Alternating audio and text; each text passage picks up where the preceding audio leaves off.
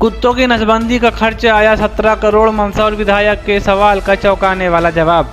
प्रदेश में आवारा कुत्तों की नसबंदी का मामला मंगलवार को विधानसभा में गूंजा। इस बात को लेकर बीजेपी विधायक यशपाल सिसोदिया ने सरकार से सवाल पूछते हुए कहा कि प्रदेश में आवारा कुत्तों का आतंक दिन प्रतिदिन बढ़ता जा रहा है, जिसको लेकर सरकार क्या कर रही है। इस पर नगरीय प्रशासन ने चौंकाने वाला जवाब दिया, जिसे सुनकर के सदन में बैठे सदस्य हैरान रह गए। नगरीय प्रशासन ने अपने सवाल का जवाब देते हुए कहा कि सरकार प्रदेश के 5 बड़े शहरों में पिछले 5 सालों में आवारा कुत्तों की संख्या नियंत्रण करने के लिए नसबंदी पर 17 करोड़ खर्च कर चुकी है। इस पर सवाल उठाते हुए बीजेपी विधायक यशपाल सिसोदिया ने कहा, सरकार द्वारा कुत्तों की नसबंदी की जिम्मेवारी एनजीओ को दी गई, वह सवाल के घेरे में है। यशपाल सिसोदिया ने कहा कि इनमें 2 एनजीओ हैदराबाद के और 2 एनजीओ भोपाल के हैं, लेकिन इसके बावजूद भी नसबंदी का अभियान कहीं चला नजर नहीं आ रहा है। ऐसे में करोड़ों खर्च होने पर सवाल उठ रहे हैं। इस पर सरकार को गंभीरता से विचार करना चाहिए। आवारा कुत्तों की नसबंदी के लिए इन शहरों में खत्म हुए इतने रुपए। इंदौर में 1,06,000 कुत्तों की नसबंदी पर 7 करोड़ 46 लाख रुपए खर्च हुए।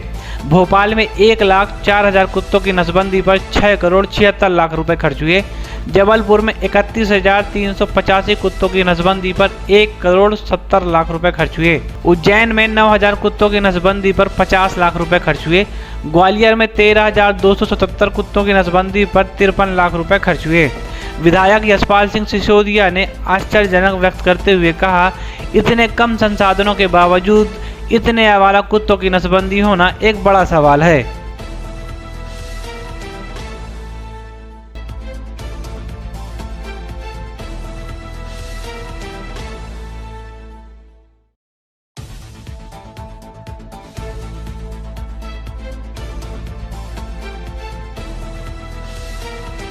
देखिए, मैंने बहुत स्पेसिफिक 5 महानगरों की जानकारी मांगी थी 5 वर्षों की, इसलिए कि मैं जानना चाह रहा था कि इंदौर बड़ा शहर है, उज्जैन बड़ा शहर है, जबलपुर, ग्वालियर, ये ऐसे 5 और भोपाल, ये 5 महानगरों में पिछले 5 वर्षों में 2015 से लेकर के मेरा प्रश्न दिनांक, मतलब कल ही एक दिन पहले 2021 मार्च तक जो मेरा प्रश्न पूछने का जो डेट थी, उस पर मुझे जानकारी मिली कि पिछले 5 वर्षों में इन 5 महानगरों में 2.5 लाख आवारा कुत्तों की नसबंदी की गई है और उन नसबंदी के बदले में एनजीओ को 17 करोड़ रुपए की राशि का भुगतान किया गया है।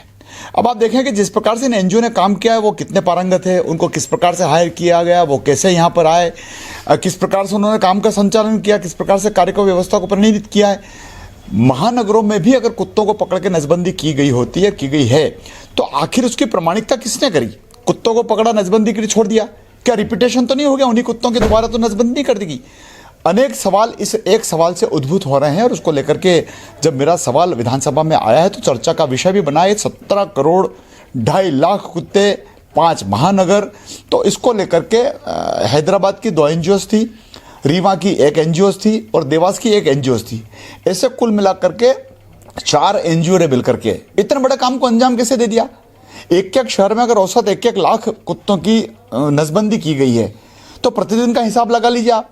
उनके पास संसाधन क्या है, उनके पास प्रामाणिकता क्या है, उन्होंने किस प्रकार से इस कार्य को अपने अधिकार क्षेत्रों से लेते हुए कार्य रूप में परिणित किया है, कितने पार्षदों से, कितने महापौरों से इन कार्यों की पुष्टि करवाई गई कि आपके शहर में हमने 50 कुत्ते पकड़े, 100 कुत्तों की नसबंदी करी, उसके बाद छोड़ दिया गया। में आपको लग रहा है कि प्रदेश सरकार को कुत्तों की नसबंदी के नाम पर 17 करोड़ का चूना लगाया गया है? देखिए, 17 करोड़ रुपए की राशि ज्यादा होती है और वो तो सरकार का पैसा नहीं होता, ये जनता का पैसा होता है और जनता के पैसे का कितना सदुपयोग हुआ, कितना अपव्यय हुआ, इसको लेकर के मेरा प्रश्न था। और मैं तो पिछले 5 वर्षों में 5 शहरों के बारे में जानकारी प्राप्त की ना, मैंने पूरे मध्य प्रदेश की तो जानकारी भी प्राप्त नहीं करी है।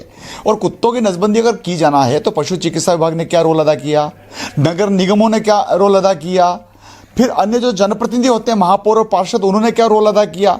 किसी के सामने अगर कोई कार्य का घटना को अंजाम दिया जाता है या उसकी प्रमाणिकता होती है तो कहीं ना कहीं फिर हमको भी लगता है कि नहीं ठीक हुआ है, अन्यथा तो ऊपर ऊपर की बात चल पड़ेगी।